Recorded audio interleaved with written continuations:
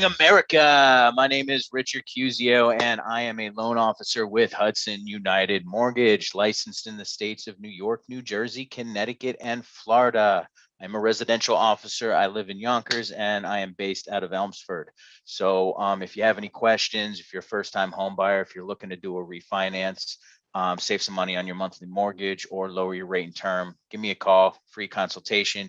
You can reach me at area code 321-634-2552, or you can send me an email to first name.last name at hudsonunited.com. So that's richard.cuzio@hudsonunited.com. I want to welcome and thank everybody for tuning in to the Phoenix National Network. If you haven't been with us before, we have apps on the Amazon and Roku devices. You can download them from your Play Store or your iPhone app. And we also have a YouTube channel, Facebook page as well. So feel free to join us wherever you feel most comfortable watching. So today, I want to talk to you a little bit about financial. It's our finance month. And I would like to educate all of you potential buyers and borrowers on whether or not you think you're ready to buy a home. That's my title today. Are you financially ready to buy a home? All right. So I'm going to go over some things in detail here. And, obviously the first step in buying a home is to get pre-approved. That is the very first step. What can you qualify for? Let's see. All right. What is a pre-approval? Pre-approval is it's a conditional commitment to lend, whether it's provided to you by a loan officer, a banker, or a loan originator. It's them doing their due diligence on your behalf and properly vetting your income, your assets, and your credit. Somebody has done and performed an income analysis on you and has done a credit check to run your credit, check your background. It's accounted for all of your monthly liabilities, and we actually have a credit score. Everything taken into account. That's how we figure out whether or not and what we can qualify you for as a potential borrower. You have been officially pre-approved. A pre-qual or a pre-qualification is a little bit different. What is a pre-qualification? It's something I don't do. I prefer to properly vet my clients. However, a pre-qual, some institutions do. It's an approval based on stated income and numbers. Somebody is taking your word that you are making this much money, you have this much money in the bank, and your credit score is about this. It's just verbal verification. You have not been properly vetted, and the person or institution that is issuing this pre-qual, what they're doing is, like I said, they're taking your word on what you say. So personally, I vet all my borrowers. It gives you peace of mind. It gives me peace of mind. So wouldn't you rather know what you exactly or around about what you can qualify for instead of just guessing, getting your hopes up, and then only to find out that you don't qualify? So I properly vet all of my clients, all of my borrowers. It's the right thing to do. So what's next in the step? All right. So after you get pre-approved, you're going to go home shopping. You're going to go and potentially find your home. You're going to go to open houses. You're going to get with your licensed real estate agent. You're going to tour different geographical parts of the state. And you're going to check out different homes. You're going to make a bid on a home that you like. And God willing, you get an accepted offer. All right. The next step after you get an accepted offer is to do a home inspection. You want to make sure your home is tip top. You want to make sure that everything's working, plumbing, electrical, there's no leaks in the walls, the foundation is safe, safeguards are implemented, whether it's railing, roofing, gutters, etc., air conditioning, if you have it. You want to make sure everything's tip top. All right. You don't want to buy a piece of junk unless you know it's a piece of junk going into it. And that's a different story altogether. However, if you're looking for a home to suit your family, you want to make sure it's safe and structurally sound. So the home inspection, on average, a home inspection is going to cost you anywhere between $300 and $500, depending on the home, depending on the location, how far they have to travel, and the inspector himself. This is paid outside your mortgage. All right. It's not included in the closing costs. All right. So plan on that. That's 500 bucks, give or take. I'm rounding up, but it is different for every um, home inspector. All right. And then what happens next? Your inspection report comes back. Let's just say it comes back clean and clear, and you want to proceed with the purchase of the house. You need a purchase contract. And who draws up purchase contracts? In the state of New York, you're going to need your real estate attorney and your real estate realtors to draw up these contracts. You need, on a purchase in the state of New York, you are legally obligated to have a real estate attorney. All right. It's good to have one anyways, because they're representing you. They're here to work for you. They're going to give you peace of mind that your purchase is going to go smoothly, and it's just going to drastically lower the possibility that you're going to be hit with any unexpected legal problems. All right. This is also something that is paid through the proceeds of the loan. Sometimes you might have to put a small deposit up ahead of time, or some attorneys might make you pay up front. It all depends. It is paid outside the loan, though. You could, on a good attorney, on average, it's going to run you $1,000 to $2,000. But that's also going to vary on depending on what kind of transaction it is. If it's more tedious or if it's more of a luxurious real estate transaction, the more money it's going to cost you. But on average, you're probably looking anywhere between $1,000 and $2,000. All right. So do your due diligence, get a feel for a good attorney, and once you have, once you find one and you have a good gut feeling about them, go ahead and you utilize their services. If you don't know anybody, we can always recommend someone to you too that you feel comfortable with, that we feel comfortable with, and that ones that we've worked with before. We know their methods. We work good with them. That we work on a daily basis. So just bear in mind that's another expense out of pocket that you're going to have to pay. Next, so what happens next? Once you find your attorney, all right, once you choose a new attorney, you're going to sign your client agreement disclosure and the purchase contract. So once you sign your purchase contract, right, it depends on what state, every state varies, but you're going to have to put down your down payment. How much did you agree on as a down payment? Was it 5%, 10%, 11, 12, 20, 25, 30? Whatever the contract offer was. Can you put more down at closing? You can if you want to lower your payment. However, you are obligated to put down that down payment at contract signing, usually a certain percentage up front, sometimes half now, half later, or 10% now and 90% at closing. Either way, you're going to have to bring something to that contract signing, and it's going to be held in escrow until the loan funds. Some states require a minimum down payment at signing, like Connecticut will require 1% at contract signing.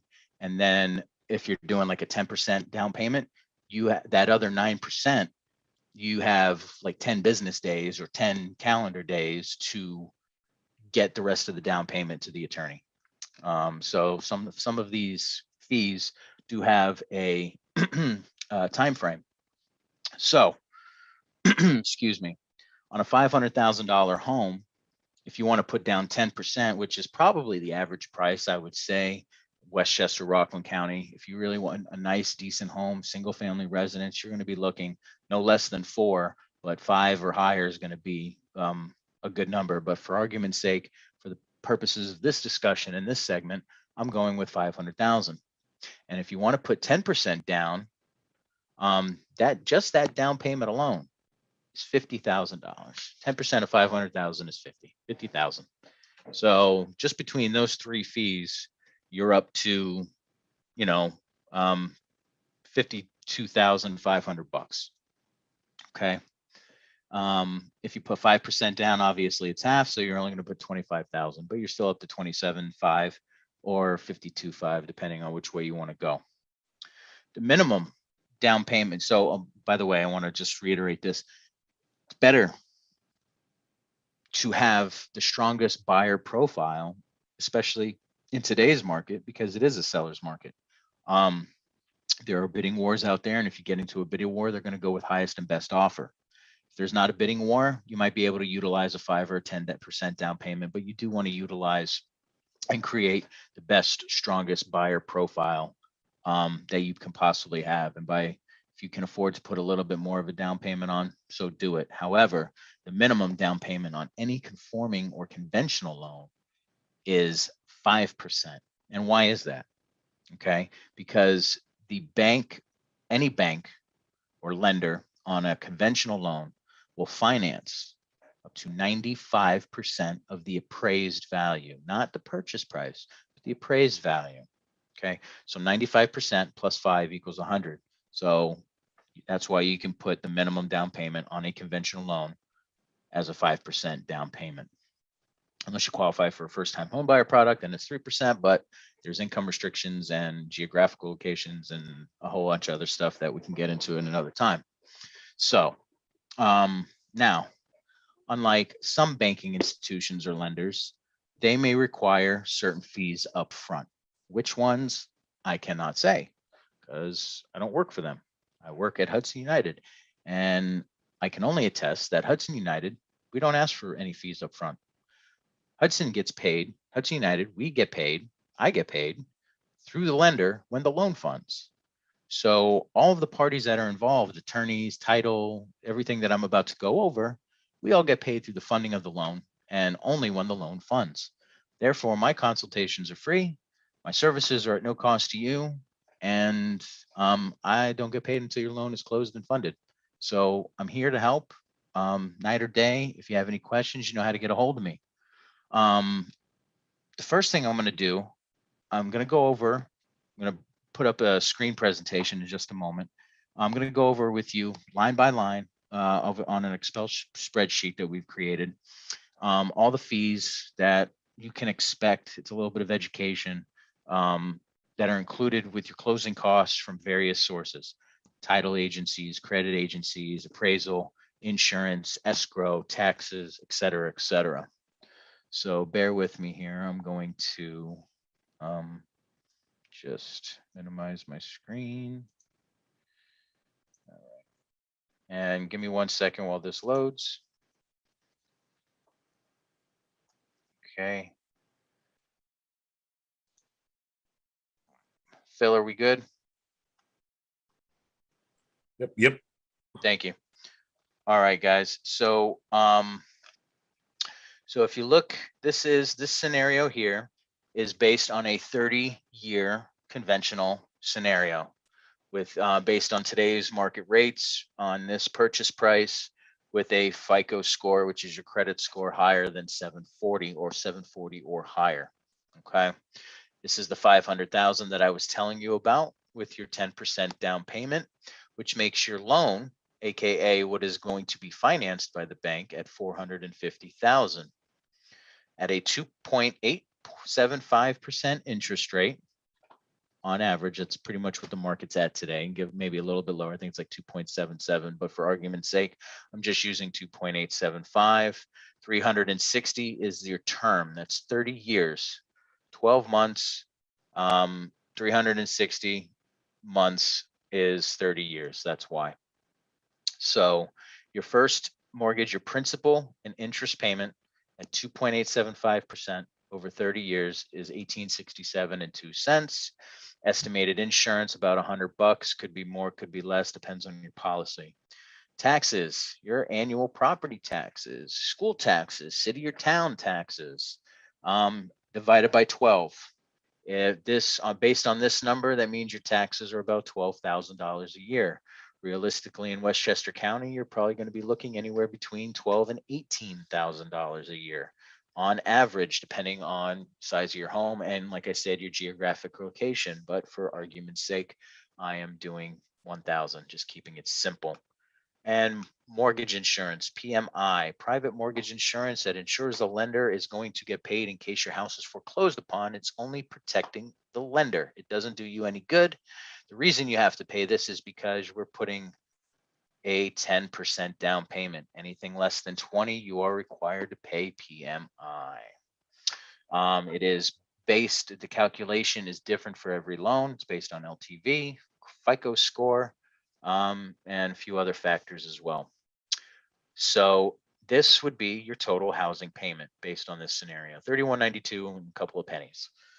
All right. Over 30 years, it is fixed. It is your principal and interest is not going to change. The only things that might change over time are going to be if your insurance premium goes up or if your annual property taxes go up or down.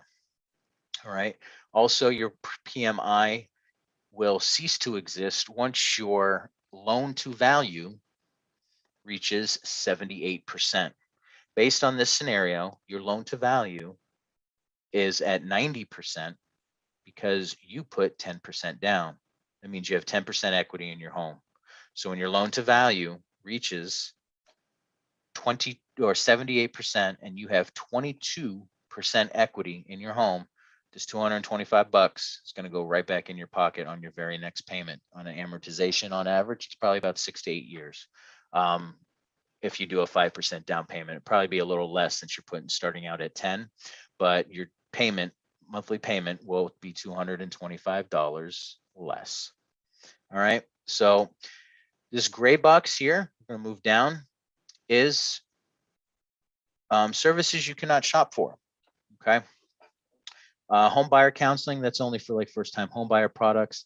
Discount points or lender credit. You can have the option to, if you want to go get a lower interest rate, you can opt to pay for like an eighth of a point or a quarter of a point, a half a point, or a full point, whatever you want. If you want to pay that money and get a lower interest rate, if it's worth it, if the pricing's right, you can do so. On the flip side of that, an opposite of a point is called a lender credit. A lender credit is, instead of your interest rate going down, you're opting to take maybe a little bit higher of an interest rate by an eighth or a quarter percent to help offset some of your closing costs. They will credit you a certain amount of dollars towards your closing costs, and you can save some money in the long run. What's the downside to that? You're paying a higher interest rate over 30 years and a little bit higher of a monthly payment. But if you're in a bind, it is a good way to help offset closing costs, especially if something came up, because you never know. Everybody's situation is different. Everybody's loan is different. All right. Now you have your application and underwriting fee. This fee is from the bank, not Hudson. This is the actual lender or the bank. They're going to charge you a fee for underwriting and submitting the application with them, especially the underwriting fee. It could be a little higher, could be a little less. It's anywhere between 1,000 and 13, depending on what lender we go with. But then you have another fee, not Hudson. This is the appraisal. It's going to be from the appraisal management company. You're going to have to get an appraisal on a house, plain and simple. Sometimes you can get away with not having one, depending on loan to value, if you've had one done like on a refinance within the past couple of years.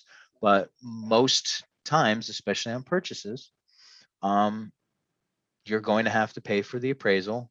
On average, it's going to run you about 550 bucks. Usually it's a one-time charge to the credit card.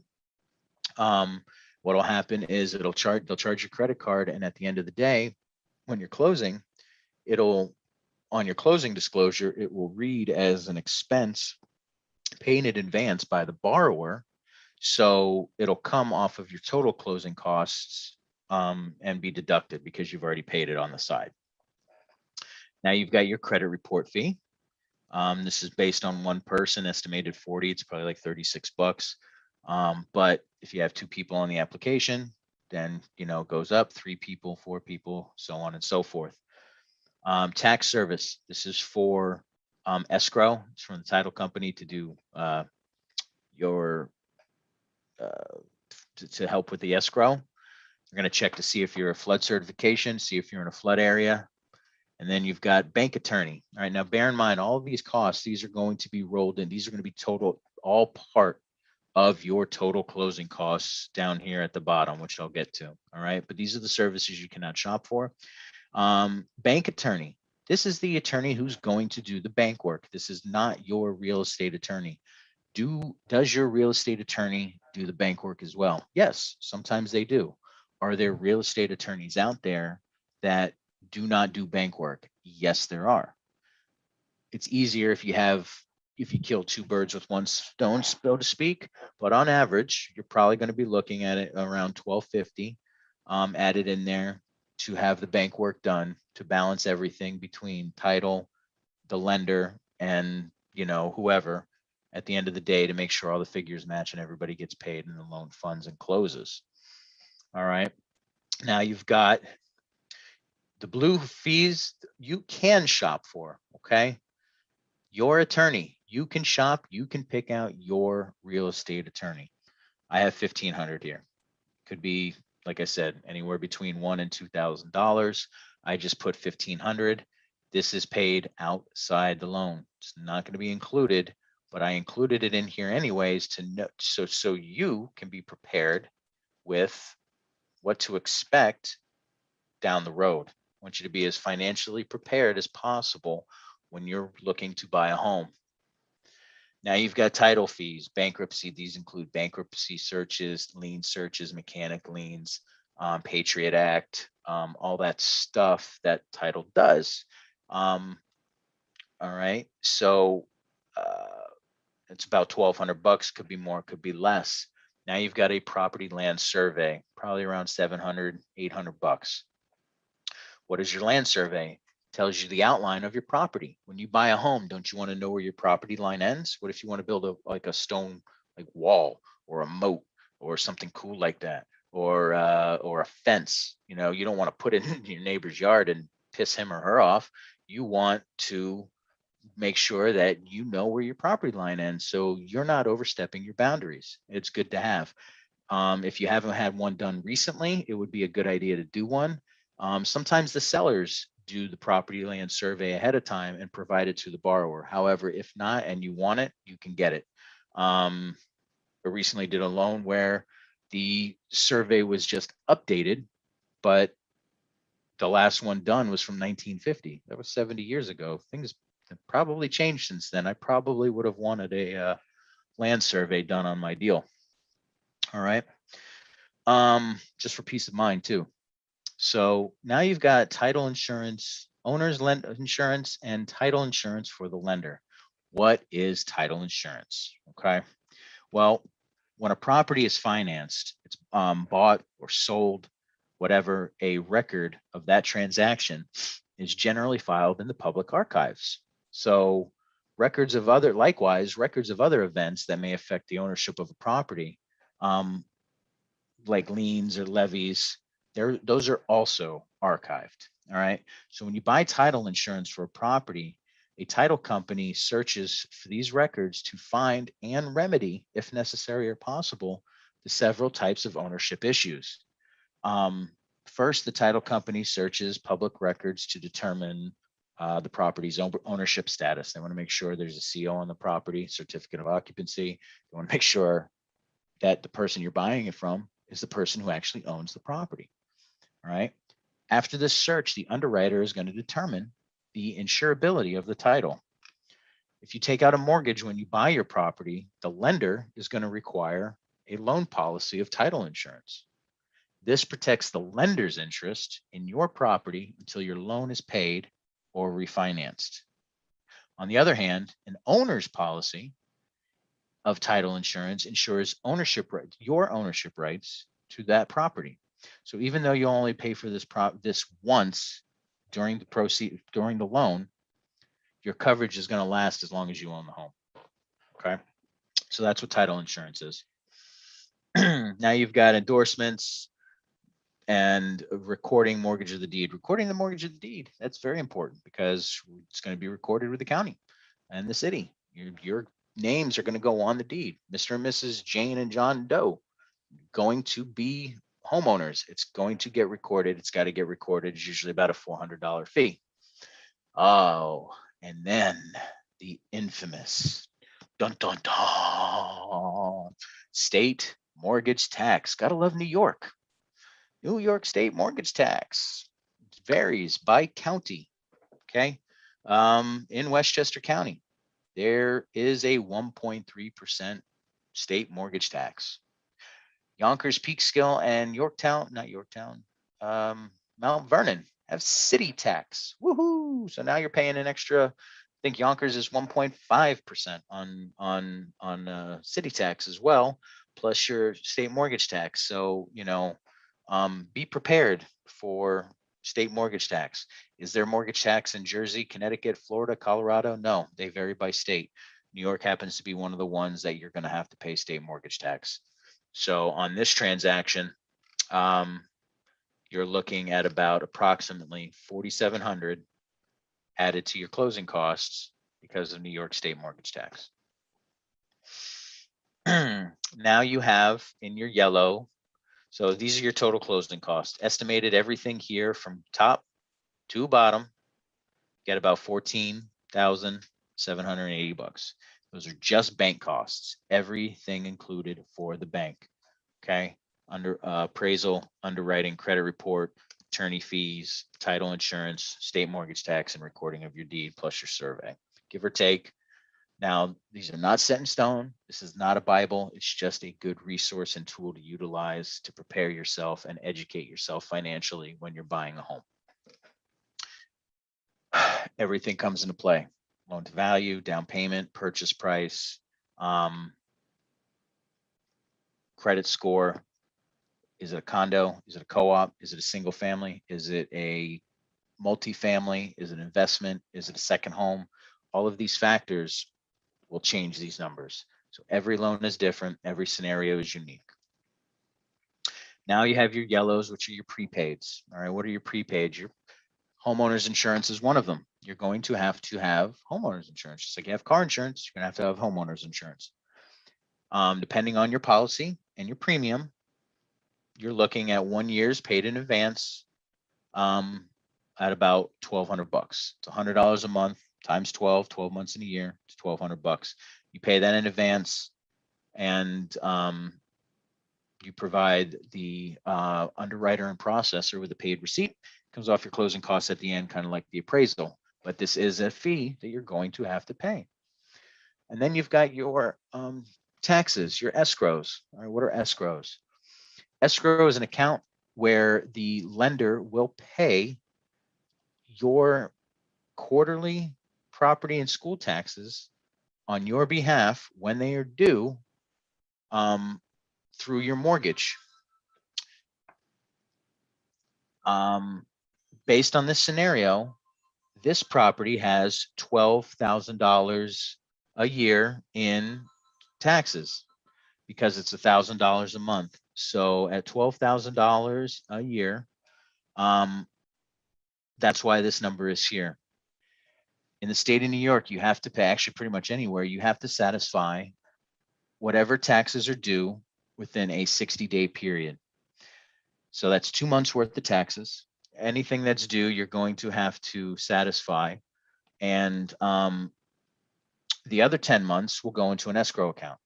So when your quarterly taxes are due the next time around, like let's say if you close October 1st, you're satisfying whatever taxes are due between October 1st and December 1st. So when your quarterly taxes or your school taxes are due in January, the lender that we've chosen, that you've chosen, are going to pay your quarterly taxes when they're due through your mortgage. Meanwhile, you're making your monthly mortgage payment and replenishing that money into the escrow account.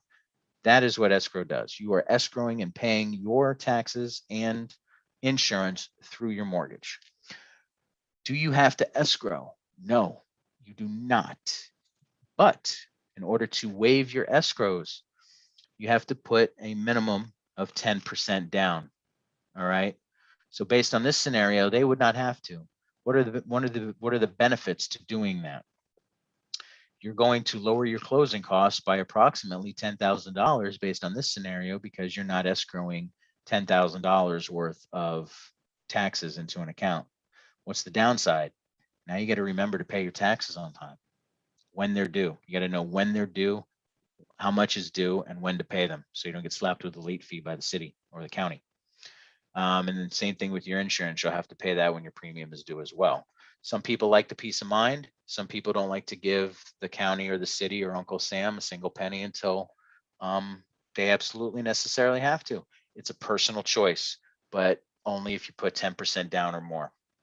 So that's what the escrows are. So based on this, 1 year's worth of taxes and insurance is going to cost you approximately, plus your prepaid interest. I'm sorry, your prepaid interest are your, it's however many days between the end of the month and you're closing. So let's say you close on October 15th.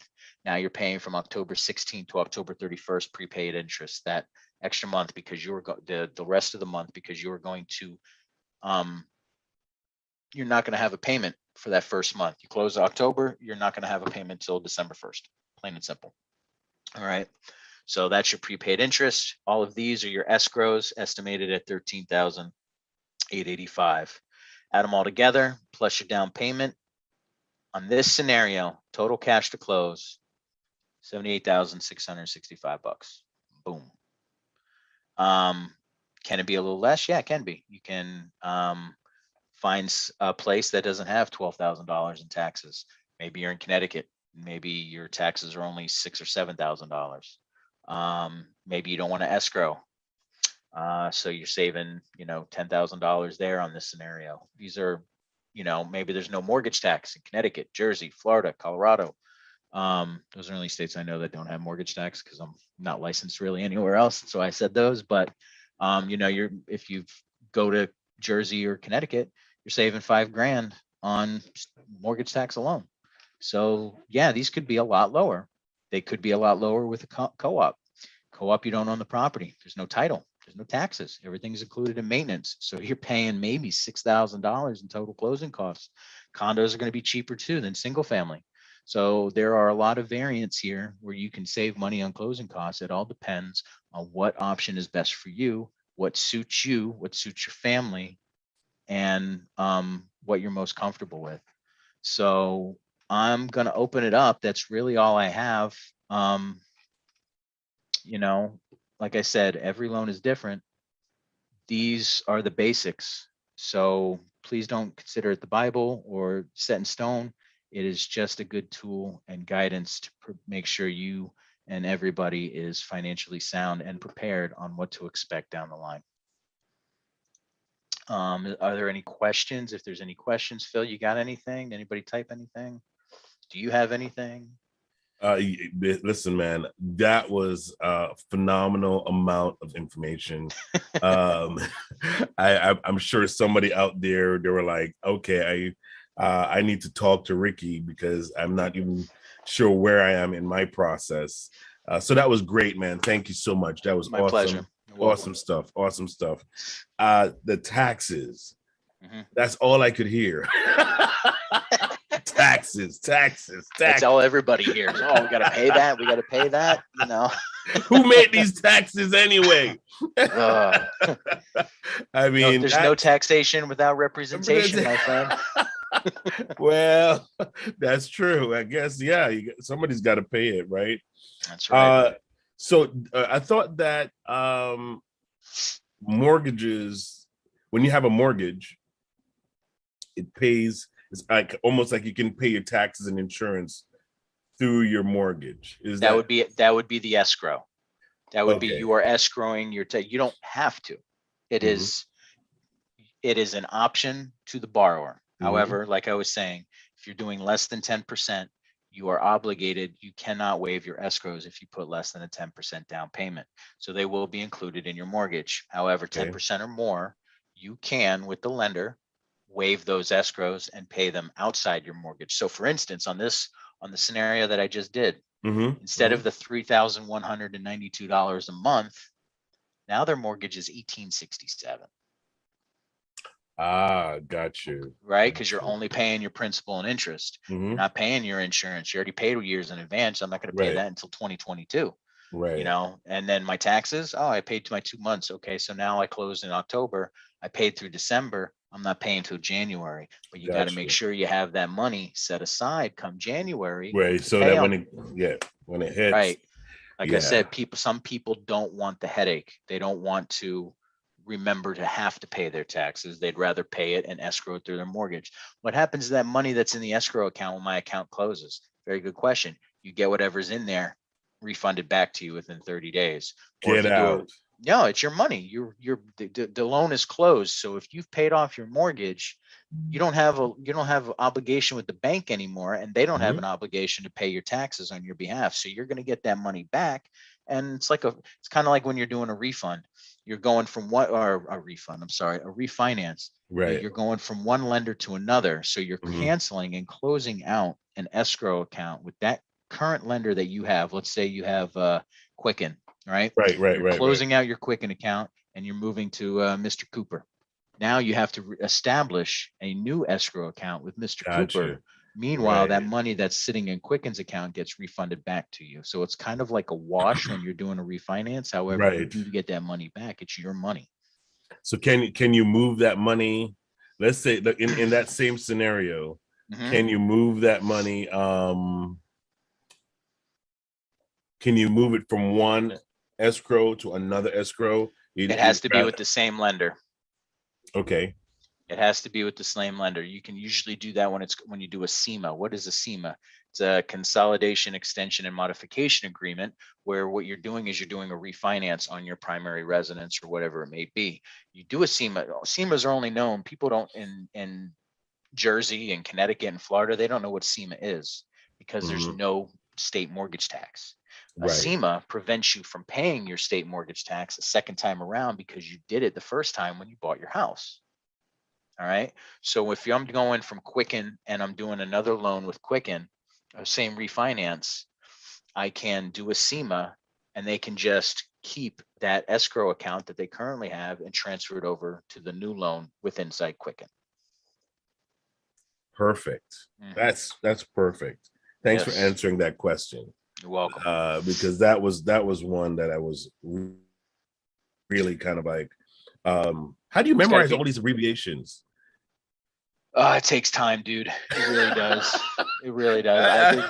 I start making them up just for fun anymore. I'm like, yeah, I feel like Wheel of Fortune at times. RSTLNE. Vanna, give me some more letters, please, and consonants. Thank you. Oh man, I see. I mean, that's why we need to have the people that know what they're talking about. Because if I was just trying to do this on my own, and I saw all these abbreviations on a sheet, I'd be like, hmm, I'll just sign it, and then we can interpret this later. How's that? Oh man, I'm telling you. So is it every state that you need to have? This is a question. Is it every state that you need to have an attorney representing you at the table, or It would be good to have um, an right? attorney represent you. Is it Mm, required for every transaction? No, it's not. Purchases in some states like New York require it. mhm, However, like in Jersey, on the purchase transactions, you're going to have an attorney. However, mhm, the title company does the bank work. So you don't need a bank attorney to do the ledgering and balancing. You're going to, the title company does it. Florida has the title company. Connecticut, the title mhm, company does it. mhm. So every state is different. Colorado, it's title company. You don't need an attorney. New England. I heard New England is very different in I how don't, they do. I don't know about Massachusetts or Right. Vermont or any of those, states, Maine, New Hampshire, but I know it's very pretty up there. Yeah, hey, that's what I heard. It's especially really nice. especially in a couple months, especially in a month or two when the leaves start changing again. Absolutely, absolutely, man. My last question for you is this, right? How what role do you play along this whole process? Like, do you actually guide people? You help to guide people through this? And how do they reach you in order to do that? So what I do is I am there from start to finish. I'm there from pre-approval to closing. I show up at my closings, or at least I try to make most of them.